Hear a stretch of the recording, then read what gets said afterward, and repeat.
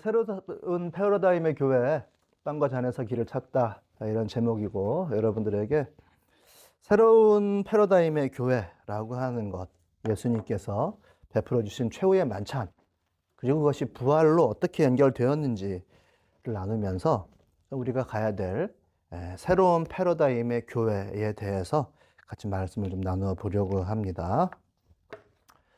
부활이라고 하는 참 기쁜 소식을 우리가 전해야 되고, 우리들의 삶을 통해서 성령께서 우리들에게 알려주신 바, 예수께서 부활하셨다, 이 세상을 이제 다스리고 계신다라고 하는 이것을 우리가 증명해야 될 이런 때인데, 참 좀 반증도 참 너무 많이 있어서 좀 교회로 인해서 사람들이 이게 독선적이다, 배타적이다, 뭐 이런 얘기도 참 많이 들리는 것 같아요.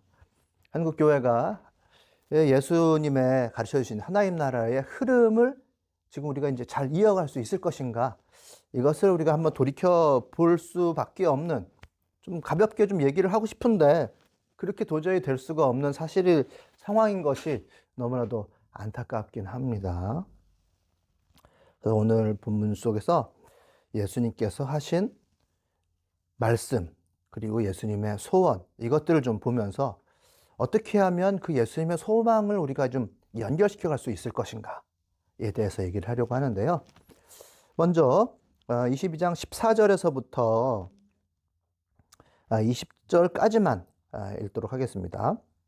시간이 되어서 예수께서 자리에 앉으시니 사도들도 그와 함께 앉았다. 예수께서 그들에게 말씀하셨다.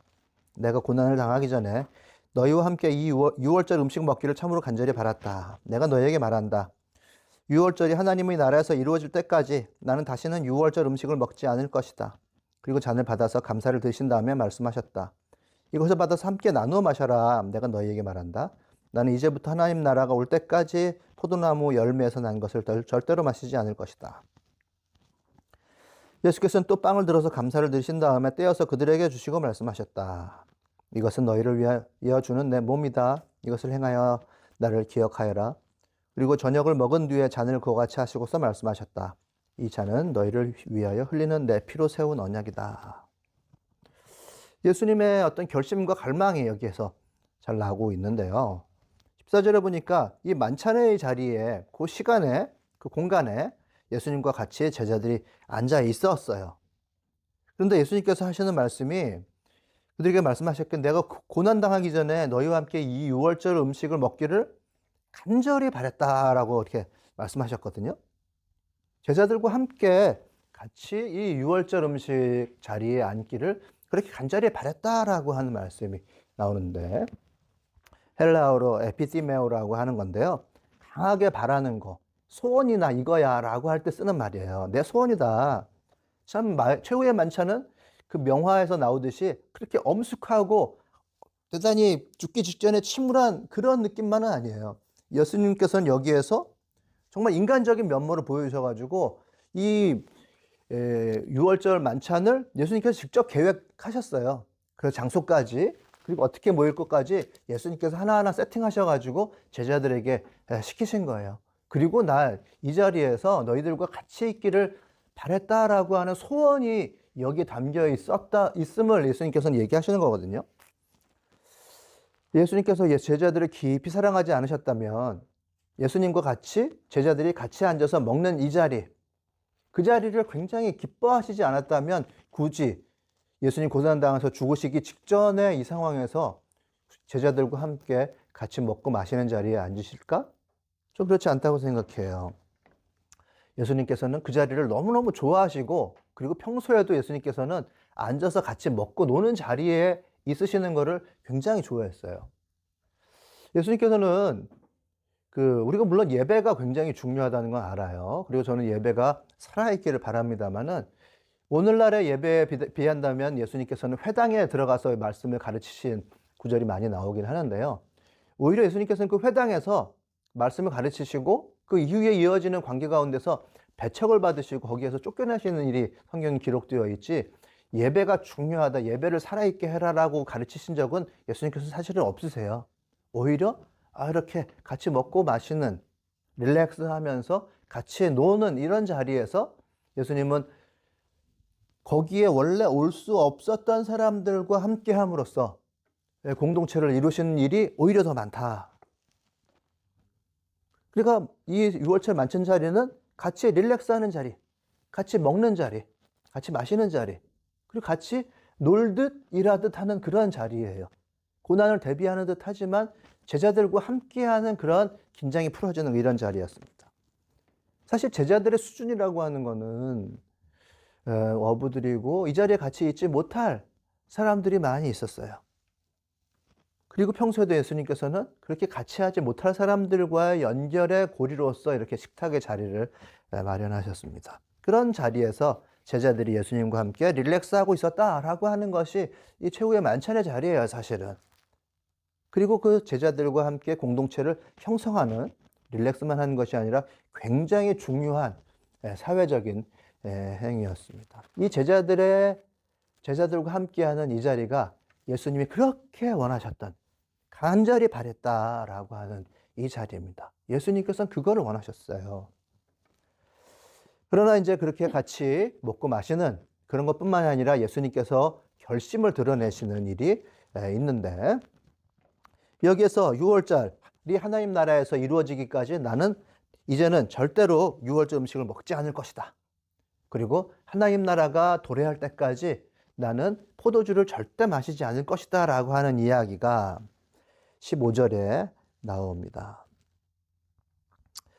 예수님께서 그렇게 하신 말씀으로 절대 마시지 않을 것이다 라고 하는 말씀은 당시의 유대인의 습관에 비추어 보아서 어떤 중대한 목표가 있고 그 결심을 이루기 위해서 내가 이제 거기에 헌신했다라고 할 때 그렇게 쓰시는 표현이에요. 그 사도행전 읽어보셨겠지만 바울을 죽이기 위해서 결심한 자들이 있었죠. 그 자들도 그가 그를 죽이기 전까지는 내가 먹지도 않고 마시지도 않고 심지어 잠도 안 자겠다 이렇게 결심한 자들이 나와요. 이것은 중대한 목표가 있었다라는 것을 의미하는데 6월절이 하나님 나라에서 진정으로 이루어지는 것을 예수님께서는 목표로 하셨어요. 6월절이라고 하는 것은 민족의 해방을 이야기하는 거예요. 노예가 자유인이 되는 그 일이 벌어질 때까지 나는 먹지도 않고 마시지도 않겠다라는 이야기. 즉 하나님 나라가 나의 목표다라고 하는 것을 예수님께서는 분명히 얘기하시는 겁니다. 자, 그러면 예수님의 결단이 그거라는 건 알았어요. 예수님의 목표, 하나님 나라라고 하는 건 분명한데, 그러면 그 결심은 예수님 혼자만의 것이고 제자들과 함께 릴렉스 하시면서 이제 나는 고난을 받아서 십자가에 못 박혀 죽고 살아난 예수님의 사역의 길을 혼자서 가실 것인가 라고 하는, 혼자만의 것인가 라는 것을 우리가 질문을 해봐야 돼요. 그런데 이어지는 19절과 20절을 보면 이것은 혼자만 감당하시겠다라고 하는 것이 아니에요. 예수님의 결심만 해서 끝나는 것이 아닙니다. 자, 빵을 드시고서 주시면서 이 빵이 내 몸이다. 이걸 먹어라. 라고 말씀하세요. 즉, 예수님께서 죽으실 자신의 몸을 너희들도 먹어라. 너희들도 같이 죽을 내 몸에 동참해라. 그 고난에 동참해라고 얘기하시는 거예요.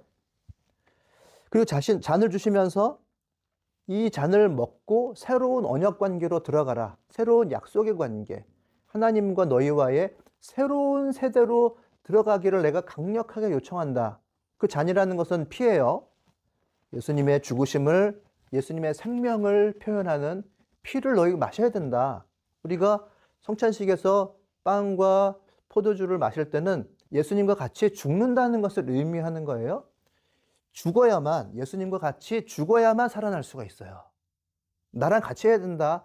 내 몸과 나의 피를 마신다는 것은 나의 생각과 나의 철학과 나의 라이프 스타일 모두를 동일하게 너희들의 생활 속에서 실천해라라는 뜻이거든요. 그래서 예수와 함께 죽어야만 살아난다라고 하는 것을 얘기하는 거예요. 그래서 여기에서 예수님께서 그렇게 빵을 주시고 내 몸이다, 잔을 주시고 내 피다, 이거를 먹고 마셔라 라고 하는 것은 나와 같이 하자, 하나님 나라라고 하는 목표가 나의 것만이 아니라 너희들 모두의 것이다. 12명 너희 모였지, 너희 공동체 모두의 것이다 라고, 같이 하자 라고 하는 거예요. 같이 죽자, 같이 살자. 이 세대에서, 지금 이 세대라는 건 기존 질서를 의미해요. 세대가 있으나 이제 오는 세대가 있다. 하나님 나라를 의미해요. 이 세대의 기존 질서에 사지 말고 오는 세대에 동승해서 이제 거기에서 같이 살아가자라고 예수님께서는 말씀하세요. 그럼 이 말씀을 이렇게 쭉 정리를 한번 해볼게요. 예수님의 이 하나님 나라라고 하는 결심은 이 12명의 작은 공동체와 나누어서 설명을 할 수가 없어요. 이렇게 따로따로 이렇게 개념적으로 먼저 이렇게 제가 순차적으로 말씀드렸습니다만은 예수님의 하나님 나라라는 것과 이 공동체는 어떻게 뗄래야 뗄 수가 없는 그런 관계로 연결이 되어 있습니다. 고난 받기 전에 아주 그냥 예수님께서 죽기 직전에 그 시간에 공동체와의 이 사이에서의 어떤 식사 자리를 열망하셨단 말이에요. 그 자리가 소원이셨어요. 같이 먹고 같이 놀고 릴렉스하기를 원하셨다라고 하는 것도 분명한 사실이고, 그리고 하나님 나라가 임할 때까지, 진정한 사람들의 해방이 하나님 나라에서 이루어질 때까지, 유월절이 진정으로 이루어질 때까지 음식과 포도주를 일절 마시지 않겠다, 먹지 않겠다고 말씀하셨어요. 하나님 나라의 일을 위해서 최선을 다하겠다는 서원을 하신 거란 말이죠. 그런데 이 선언에서 끝이는 것이 아니라 너희들과 내가 같이 해야 된다라고 말씀을 하시는 거예요. 이 자리에서 하나님 나라의 이 일을, 이제 막 시작된 이 일을 이 공동체에게 맡겨주셨다라는 것을 알 수가 있어요. 하나님 나라가 도래했습니다마는 예수님께서는 이 팔레스틴의 국지에서만 사역하셨다고 말씀드렸어요. 팔레스타인 사람들을 주로 대상으로 해서 사역을 하셨다. 온 만방을 품고 하나님 나라가 온 세계에 임할 것을 말씀하셨지만은 정작 이 예수님 자신은 메시아로서의 사역을 이스라엘의 갈릴리라고 하는 것에 한정지어서, 그리고 예루살렘을 오가시면서 끝내 예루살렘에서 마무리를 지으셨습니다. 그렇다면 예수님께서 선포하신 약한 자, 병든 자, 갇힌 자, 과부들의 해방이라고 하는 것은 아직까지 안 왔는데 어떻게 된 거냐? 즉, 제자들이 너희가 이제 이어받아서 같이 하자. 그리고 내가 다시 이 땅에 임하는 날, 그때 완전한 새하늘과 새 땅이 임할 것이다. 너희가 나와 같이 해야 된다라고 하는 것을 이 6월절에 이 최후의 만찬의 자리에서 넘겨주신 거예요. 너희가 맡아야 된다 라고 하는 거죠. 가장 중요한 것은 같이 해야 된다. 근데 그것이 예수님의 중심 세상인 하나님 나라의 일을 너희가 맡아야 된다라고 말씀하시는 것입니다. 그래서 우리가 하나님 나라라는 것을 잘 알아야 돼요. 하나님 나라. 예수님께서는 하나님 나라만 말씀하셨으니까. 그래서 예수님께서 말씀하신 하나님 나라가 우리에게서 어떻게 스며들고 우리가 그것을 연결시켜 가야 되는가, 연결자로서 내가 어떻게 되어야 되는가를 알아야 돼요. 하나님 나라가 강력하게 빵 떨어져 가지고 우리에게 주어졌는데 그것을 감당할 수 있는 공동체가 있고 감당하지 못할 공동체가 있어요. 저는 좀 사람들 온라인으로 상담한다고 말씀드렸잖아요.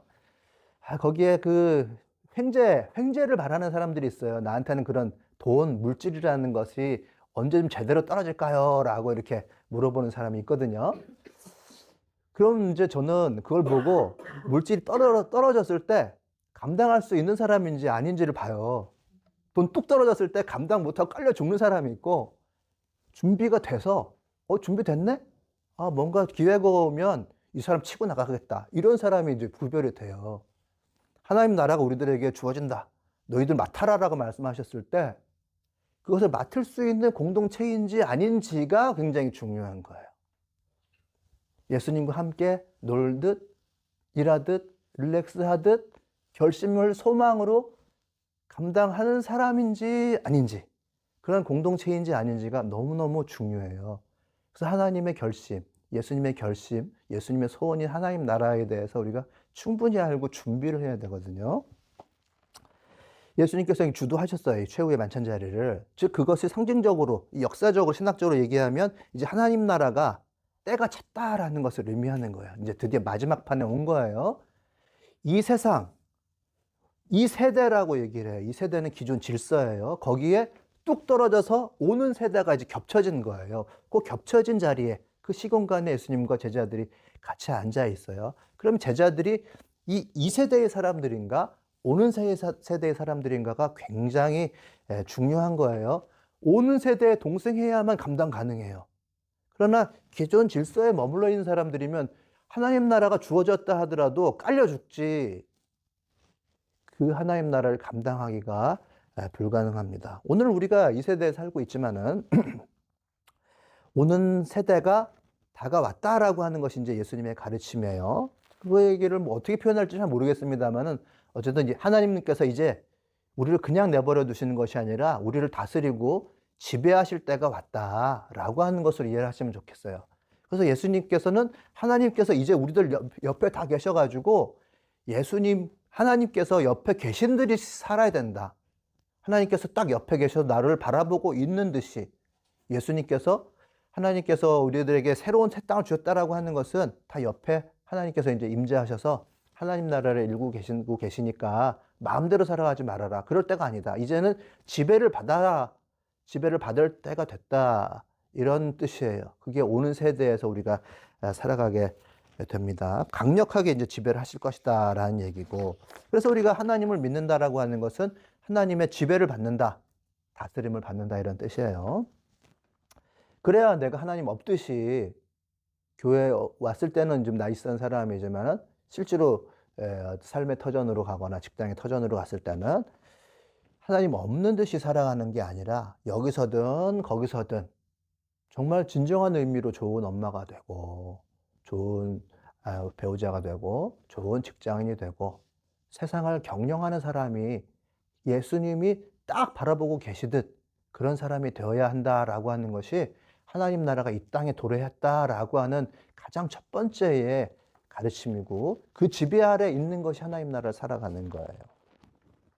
그 하나님이 천지를 지배하시는데 그분 없는 듯이 살아간다면은 심판이죠. 깔려 죽는 거죠. 하나님 나라에. 그래서 하나님 없는 나라고 하는 건 뭐냐. 여기서 겉으로는 다 이렇게 차려입고 오셨고 나이스한 얼굴로 계시지만은 나의 죄악상이라고 하는 것이 반드시 있다라는 뜻이에요. 하나님 없는 나라고 하는 것은. 그것은 영어로는 I centeredness 이렇게 표현하는데 나 중심성이라고 하는데요. 이기적인 나라는 거예요. 이기적인 나. 이기적인 나라는 거는 좋은 상태에서 내가 풍성하고 아름다운 삶을 누릴 때는 잘 나타나지는 않아요. 그러나 딱 어떤 경쟁 관계에 들어가서 내가 가져야 될 것을 저 사람이 가져갔다라고 느끼게 되는 순간이라든지 아니면 내가 되게 피곤할 때 에너지 딱 바닥 쳤을 때 혹은 아주 사소하지만 가정에서 공동체 내에서 굉장히 민감한 상황을 만나게 됐을 때 그럴 때 딱 극도의 자기 이기성이라고 하는 것이 드러나게 돼요. 저는 여러분에게 작년, 재작년, 2년 동안 나를 똑바로 알아라 라는 얘기를 계속 말씀드렸어요. 근데 그건 선문답이 아니에요. 나의 이기성, 나 중심성을 제대로 알자라고 하는 뜻이에요. 그건 저에게 일차적으로 적용을 해서 말씀드린 거긴 한데 내가 얼마나 사람 신경 안 쓰면서 나 중심적으로 건방지게 살아가는지를 내가 알았다. 그거를 내가 당장 코앞에 있을 때 알면 좋겠지만 일 저질러 놓고 나중에라도 빨리 깨닫고 내가 그랬구나 하고 뒤로 물러서고 내가 또 폭력적인 말을 했구나 하고 사과하고 그렇구나 하고 머리 숙이고 인정하고 하지 않는다면 사실은 내가 하나님 앞에서 죄인이라고 하는 것을 깨달은 게 아니에요. 이기성을 가진 나라는 것을 아직까지 인정하지 못하는 거예요. 그것이 공동체 생활할 때만 드러나요. 문제가 있을 때 싹 물러가 버리면 내가 그런 줄을 모르는데 공동체 안에 있다라고 하는 것이 바로 그런 것을 알려주게 돼요. 그래서 나의 이기성, 폭력성, 잔인성, 나 중심성 이것을 공동체 생활하면서 깨달은 바가 없다 하면 공동체 생활하면서 알아야 될 가장 중요한 것은 사실은 모르고 지나가는 거예요. 5년, 6년, 10년을 공동체 생활을 했다 하더라도 내가 그런 사람이구나. 미안해. 내가 사과할게. 라는 말을 할 줄 모르면 사실은 배운 게 거의 하나도 없다고 생각해도 맞아요. 내가 그랬구나. 생각해 보니까 이거 나의 중심성이 드러났네. 뭐 그 앞에서 그런 말을 하든 안 하든 간에 미안해. 내가 사과할게. 인정하고 머리 숙일 줄 모른다고 하면 사실은 공동체 생활하면서 그 사람이 공동체 생활로 인하여 빛이 나지는 않는 거예요. 그래서 보통 저 친구들 공동체 생활하지 않는 사람들 보면 좀 이렇게 옛날에 반짝반짝 빛나던 그 청년기의 그 모습이 많이 사라진 상태로 나타난 경우를 좀 봐요. 공동체 생활하면서 우리가 빛이 나려고 하면 바로 나의 이기성을 철저하게 자각하고 실제로 내 마음에 심어야 돼요. 그리고 생활에서 뒤로 물러서고 사과하고 그리고 다시 화해하고 공동체로 또 살아가는 에너지를 내가 다시 줄 때에, 접착제의 역할을 내가 비로소 할 수 있을 때에 내가 하나님 나라의 지배를 받는다라고 비로소 얘기를 할 수가 있는 거예요. 하나님의 다스림을 받는 첫 출발, 내가 나의 존재가 어떤 존재인지를 아는 거, 그게 첫 번째 출발이에요. 그게 나를 알아라 라고 하는 그런 뜻입니다. 그러고 보면 깨어진 세상이 보이기 시작하는 거예요. 더 심각하게 보이기 시작하는 거예요. 나만 그런 게 아니고 그런 사람들이 만들어가는 이 세상이라는 것이 그렇구나. 간단히 말할게요. 시간 없으니까. 돈 없으면 사람 대접 못 받는 세상이구나 라고 하는 것을 알게 되는 거죠. 인권이 없죠. 돈을 가진 순서대로 앞에 세워주고 밑에 세워주는 거예요. 그래서 멸시받고 구박받고 천대받고 집 한 칸 없어서 이리저리 전전하는 사람들과 집이 남아들어서 그걸로 장사해가지고 돈 벌고 떠벌는 사람들이 따로 나눠져 있고, 사람들은 그걸 선망하더라. 돈 있는 사람들을 선망하더라. 그리고 돈 있는 사람들은 결국 권력을 가지게 되더라 라고 하는 것을, 이 망가져버린 세상을 우리가 비로소 발견할 수 있는 것입니다. 고통과 슬픔이 밑에 깔린 사람들에겐 가득하고 위에 있는 사람들은 그 고통과 슬픔이 있으되 잘 인지하지 못하는 상태로 지나가게 되는 거죠. 비정상이에요. 그것이 바로 이 세상, 기존 질서, 이 세상의 특징입니다. 그것이 깨어진 세상이라고 얘기를 하죠, 우리가. 그런 세상에서 예수님께서는 새로운 세대를 여시는 거예요. 고아와 과부와 억눌린 사람들을 위해서 하나님 나라가 왔다. 이제 그들이 해방이 되어야 한다라는 거죠. 가난한 자들을 구원하시는 시대가 왔다. 그것이 예수님의 시대, 메시아의 시대인 것입니다. 그것을 예수님께서 선언하셨어요. 그런 예수와 함께 앉아서 먹고 마시면서 릴렉스하되 일할 것은 하자. 하나님 나라라고 하는 그 꿈은 너희들 절대 잊지 말고 스며들어라. 스며들어서 내 생각과 내 라이프 스타일과 내 철학들, 이런 것들을 가지고 스며든 사람으로서 살아가면서 하나님 나라를 말하고 전파하고 모범이 되어라. 모범되지 않으면 누가 하나님 나라 들어오려 하겠어요? 그렇게 살면서 릴렉스하고 기분 좋고 행복한 삶이 아니면 누가 그것을 찾아와서 그런 삶의 비결이 뭐지를 어떻게 물어보겠어요? 예수님께서는 그렇게 권고하시는 거예요. 그런데 그 삶을 감당하려고 하면 나의 수준을 알아라. 내가 어떤 사람인지를 알아라라고 얘기하시는데, 특별히 그 다음에 이어지는 스토리가 그것을 중요하게 이야기를 해주고 있어요. 21절부터 24절까지를 보면 이 제자들이 어떤가를 한번 보세요. 보시면서 이게 왜 중요한가? 하나님 나라에 깔려 죽는 사람 있냐? 하나님 나라가 축복이 되어서 그 안에서 릴렉스하고 행복해질 사람이냐가 판단이 되는 거예요.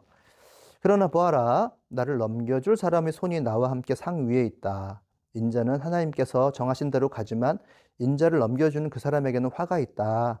그들은 자기들 가운데 이런 일을 할 사람이 누구일까 하고 자기들끼리 서로 물었다. 제자들 가운데서 누구를 가장 큰 사람으로 칠 것이냐는 물음을 놓고 그들 사이에 말다툼이 벌어졌다. 그러니까 여기서는 제자들은 예수님의 뜻을 아직까지 분별하지 못했네요. 그럼 보니까 24절에는 누구를 가장 큰 사람으로 칠 것이냐는 물음을 놓고 그들 사이에 말다툼이 벌어졌어요. 그들도 역시 허무한 권력을 찾았습니다. 그러나 이 세상의 권력은 헛된 거잖아요. 사라지는 것이잖아요. 이 12제자의 공동체를 보니까 예수님께서 나를 넘겨줄 사람이 있다 라고, 심지어 그 당시에 제자가 스승을 파는 충격적인 일까지도 벌어지는 공동체가 바로 이 공동체예요. 파는 자라고 하는 이야기는 파라디돔이라고 하는 헬러 원어에서 나온 현재 분사 형태인데, 현재 진행되고 있다라는 뜻이에요. 현재 그런 행위가 너희들 가운데 진행되고 있다. 즉, 이 세대는 아직 오는 세대를 거부하고 있다. 아직까지. 그걸 뛰어넘고 오는 세대에 동참해야 된다. 내가 어떤 자인지를 알고 이렇게 얘기하고 있습니다. 이 공동체는 예수님과 함께하는 마지막 식사 자리지만 생각은 아직까지는 예수를 따르지 못하고 있다는 거죠. 그러나 예수님께서는 하나님 나라의 사역을 이어가시는 꿈을 이 공동체와 나누고 계세요. 감사하게도. 오는 세대를 이어가야 된다, 니네들이. 너희 현재 상태가 이제 이 세대의 사람이라고 하면 오는 세대에 동참해야 된다. 이렇게 말씀하고 계세요. 그러나 예수와 함께 먹고 마신다고 하면서 다른 꿈을 꾸고 있죠.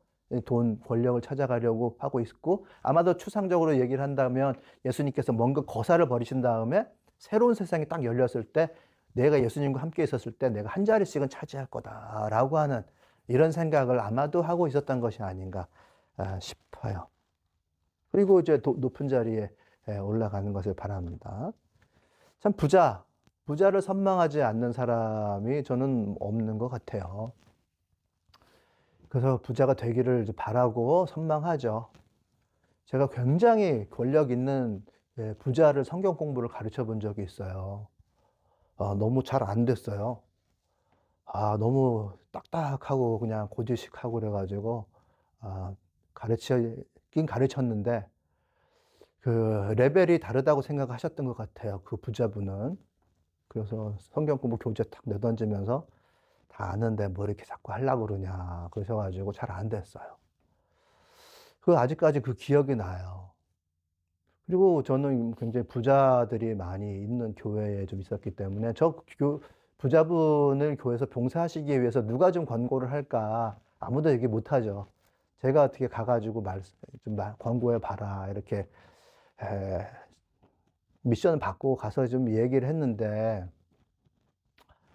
이렇게 좀 해주시면 안 될까요? 라고 이렇게 말씀을 드리니까 굉장히 갑부였어요. 위아래로 저렇게 보시더니 대답을 잘 안 하세요. 안 하시고 제를 서 있는 상태로 자기들끼리 즐거운 대화를 이렇게 이어가셨어요.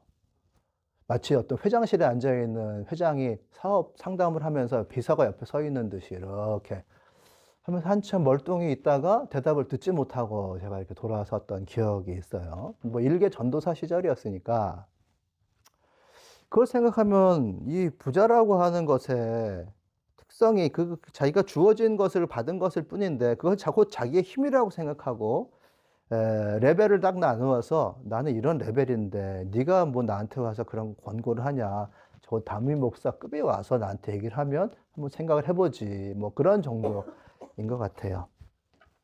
죄악된 성품 우리에게 그들에게 모두 동일하게 있는 거예요. 극도의 이기성을 가지고 레벨을 딱 나누는 거죠. 제가 말씀드린 분들은 모두 다 지금 길바닥에 나앉는 수준이 뭐 이제 제 표현으로 그렇습니다. 과장해서 이렇게 됐는데 오래 못 갑니다. 이 세대는 오래 가질 못해요. 그런데 그게 교회로 들어오면 어떻게 되겠어요? 큰 교회들 거기에 헌금 많이 해서 그냥 일주일에 한 주에 모이는 헌금 자체가 그냥 근처에 있는 은행 하나가 대박을 칠 정도로 돈이 모이거든요. 이제 그런 교회에 요즘 정치인들 찾아가서 같이 사진 찍어요. 그런 목사들은 앉아가지고 정말 사람일 뿐인데 사람 이상의 어떤 파워를 가진 것처럼 행세를 하면서 이렇게 딱 사진 찍는단 말이죠. 좀 M교회, S교회, O교회 등등 찾아다니면서 정치인들과 목사들이 딱 이렇게 사진을 찍고 자, 그것이 오래 가겠느냐? 저는 질문해봐요. 정말 하나님께서 하나님 나라를 이루셔서 6월절이 진정으로 이루어지는 그 순간에 우리가 2025년에 하나님께서 우리 산울림 마을교회를 기억하실까?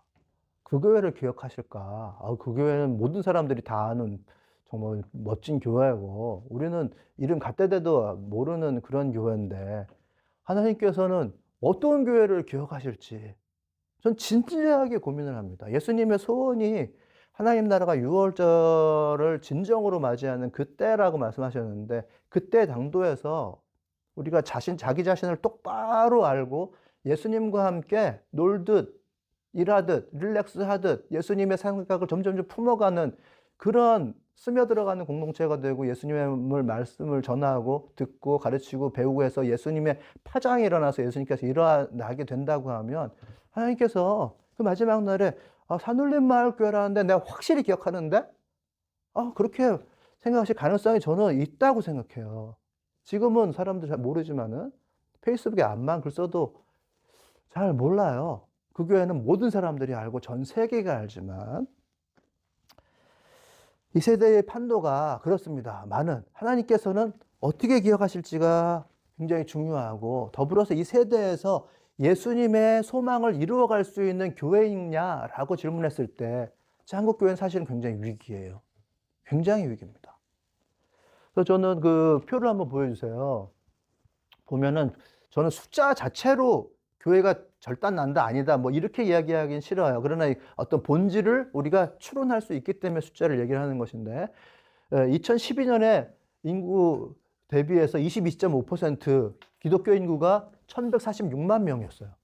기독교 인구가 1146만 명쯤이나 되니까 1000만 성도를 막 운운하던 때가 있었는데 이때서 22년이 되니까 774만 명이 됐어요. 하면 300 몇십만 명이 빠져나간 거죠. 딱 10년 사이에 그렇게 빠져나갔단 말이에요. 그리고 교회 학자들, 인구 통계학자들이 분석하기로 예측 32년이 되면 511만 명이 될 것이다. 그건 그냥 단순이에요. 아주 뭐 이런저런 변고가 생기고 그래도 보수적으로 본다고 하면 이 32년이 뒤로 미루어지긴 하겠지만은 사람이 줄어드는 것, 즉 영향력이 감소할 것이라고 하는 것은 모두 다 동의를 하고 있어요. 왜냐? 왜 감소하냐?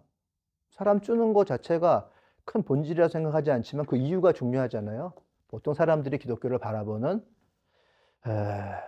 독선적, 물질적, 배타적, 이기적이라고 하는 이 모양새가 사람들로 하여금 교회에 발을 담그지 못하게 할 것이다. 서서히 줄어드는 게 아니라 존재감 자체가 없고 영향력이 붕괴될 것이다 라고 하는 그런 이야기를 하고 있어요.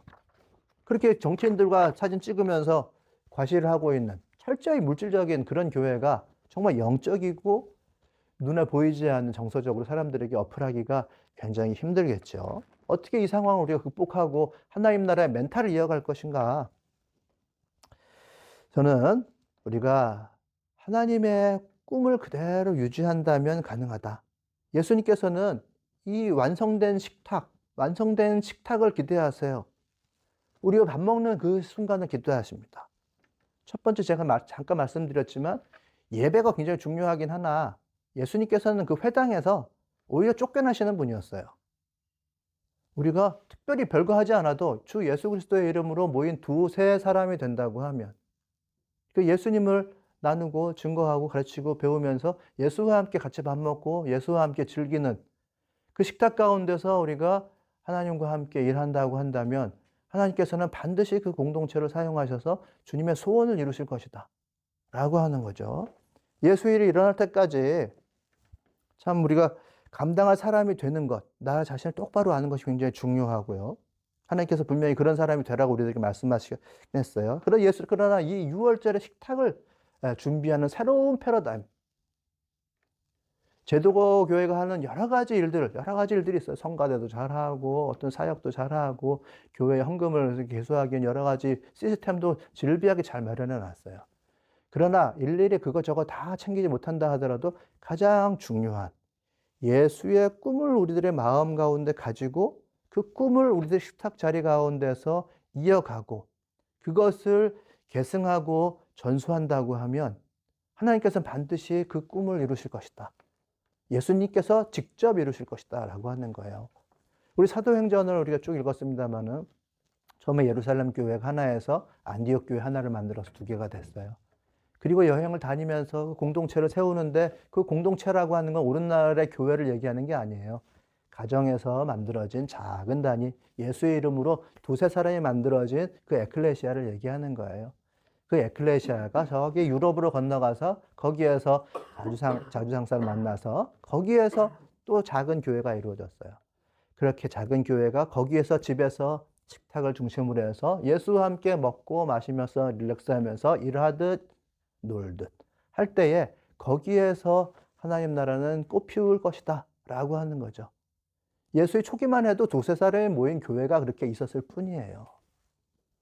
그러나 예수님께서는 우리들에게 분명히 말씀하시는 것은 내 소원이다. 이건 내가 이룰 거다. 반드시 이룰 거다라고 말씀하십니다. 정말 선언적인 얘기밖에 안 될 수 있겠습니다만은 예수님께서 하실 것이니까 예수님 중심으로 모이는 그 식탁, 별거 안 해도 되는데 예수님의 소원을 품고 있으면 된다. 예수님의 마음이 우리 가운데 있으면 반드시 그 꿈은 이루어질 것이고 그것을 계승하는 것이 중요하다. 계승하는 것. 수직적으로는 우리들 자녀에게 계승시키는 거예요. 이 자녀들도 꿈을 가지는 것이 굉장히 중요해요. 이런 새로운 패러다임의 교회를 전 분명히 세워가야 된다고 다시 한번 여러분들에게 말씀드릴게요. 이 마지막 만찬과 같은 교회예요. 끊어질 건가 멘탈이 전수될 것인가는 수평적으로 사람들이 변해야 돼요. 예수님 말씀으로 내가 어떤 존재인지를 확실히 알고 어떻게 변해야 하며 그 사람이 하나님 나라의 지배를 받아서 그 지배받은 말을 하고 지배받은 사람들로 하여금 듣게 하고 예수를 가르치고 하나님 나라를 알게 함으로써만 가능합니다. 하나님 나라의 자리에 앉는다는 것은 그거예요. 무슨 대단한 헌신과 결심과 나를 죽이고 깎아세우는 것이라기보다는 일단은 내가 되자. 나 자신이 되자. 해나갈수록 경쟁과 어려움들은 많아요. 더 극복해야 돼요. 끝까지인가? 언제까지 하지? 나 자신이 되면 돼요. 하나님께서 맡겨주신 나 자신. 똑바로 나를 알고 나 자신이 되면 됩니다. 거기에서 예수와 함께 먹고 마시면 돼요. 저는 우리 교회에서 가장 잠재성이 뛰어난 어떤 분이 오셔서 저에게 한 말이 있는데, 근데 나이가 좀 어리긴 해요. 10대예요. 우리 교회 건물이 필요합니다. 라고 얘기한 여러분들도 같이 들으셨을 거예요, 아마. 건물이 필요하다고? 저는 그게 건물이 필요하다는 얘기를 했지만은, 이 사람이, 이 아이예요. 아이가 교회에 대한 꿈이 있구나. 그래? 저는 그 꿈을 가지고 있다면 하나님께서 반드시 일하신다. 저 뒤에 붙여놓은 이 10년 후에 우리 교회에 대한 꿈이 살아있다면 예수님께서는 반드시 일하실 것이다. 식탁의 자리에서 같이 먹고 마시고 예수님의 꿈을 계속해서 우리 것으로 돌려낸다고 하면 예수님께서 일하실 것이다. 우리 자녀들에게 그 꿈을 절대로 잊지 않게 해야 돼요. 그 꿈이 꺾이는 건 또 한순간이에요. 그때가 올까봐 한 주 한 주 전 조마조마하긴 해요. 왜냐하면 우리 아이들이 그랬으니까. 어느 한순간에 교회에서 이렇던데요? 라고 하고 오기가 쉽상이에요. 그게 제가 그 얘기 들은 지가 한 2년, 3년 된 것 같은데요. 한 3주 전에 또 다른 잠재성이 아주 큰 분이 찾아오셔가지고 저에게 목사님, 우리 교회를 좀 크게 해주세요. 뭐 이렇게 얘기를 했어요. 무슨 얘기냐? 저에게 아주 많이 건의를 하고 혼내듯이 얘기를 했는데 방법론을 제시를 많이 하고 갔어요. 홍보를 많이 하시고 팔로워 숫자를 늘려야 되고 뭐 얘기를 했는데 얘가 교회에 대한 꿈을 잃지 않았구나. 그래, 그 꿈이 있다고 하면 예수님께서는 반드시 그 꿈을 이루실 것이다. 내가 그 꿈이 꺾이지 않게끔 반드시 나도 노력하겠다. 뭔가를 내가 더 하고 하기보다는 그 꿈 자체는 내가 꺾이지 않게 하겠다. 그 꿈이 살아있으면, 그 꿈이 살아있고 우리가 예수와 함께 먹고 마시고 놀 수 있다고 하면 예수님께서는 반드시 그 꿈을 이루실 것이다. 우리가 힘든 길을 가는 것은 이 세상이 우리들에게 주는 필연적인 거예요. 약자, 없는 자, 하여튼 돈이 없는 사람들로서는 겪을 수밖에 없는 필연적인 고통이 우리들에게 있습니다.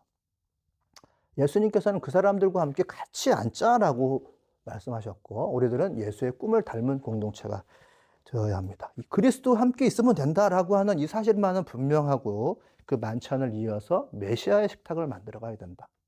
예수님께서 우리들에게 그 식탁을 일일이 기획해서 주셨어요. 이제 우리가 그 식탁을 기획해서 우리와 관계가 없는 사역, 들어올 만한 사람들, 교회가 이런 것입니다, 교회는 저래야 됩니다라고 얘기하는 건방진 사람들 말고 예수님을 반드시 필요로 하는 사람들에게 예수를 말하고 예수의 사랑을 전하고 같이 놀고 릴렉스 합시다. 거기서 우리 같이 꿈을 꿉시다 라고 하는 새로운 패러다임의 교회가 된다고 하면 저는 반드시 예수님께서는 그 사상을 우리를 통해서 계승시키실 거예요. 그래서 큰 교회가 돼서 좋다라기보다는 그거는 두 번째 문제이고, 마지막 날 예수님께서 유월절을 하나님 나라에서 완성시키실 때에 우리 산울림마을교회를 하나님 아세요? 라고 했을 때 확실히 알지? 라고 하는 그때, 저는 그때를 소망해요. 바로 그것이 저의 목표예요. 그리고 그때 예수님께서는 유월절을 하나님 나라에서 완성시키실 것입니다. 그의 식탁에 앉아있는 아이들, 정말 저는 정말 기대해요. 이 아이들은 어릴 때부터 공동체에서 갈등했잖아요. 그래서 어떻게 하면 서로 같이 공존할 수 있는지를 배웠잖아요. 어른들은 나중에 돼서 그 자존심을 깨트리고 자기를 구부리려고 하니까 너무너무 힘들지만 이 아이들은 어릴 때부터 빛이 나기 시작했어요. 공동체를 떠나지만 않는다면. 어릴 때는 인격과 신앙이 같이 자라요. 그래서 힘들어요. 그러나 그 인격과 신앙이 완성될 때 과연 무슨 대단한 일이 벌어질지 저는 그 나라를 꿈꿉니다. 그래서 이 공동체가 하나님 나라의 시작이 될 수 있는 그런 날 반드시 오실 것입니다. 즉 예수님이 이루실 것입니다. 자, 오늘 말씀 마무리하도록 하겠습니다.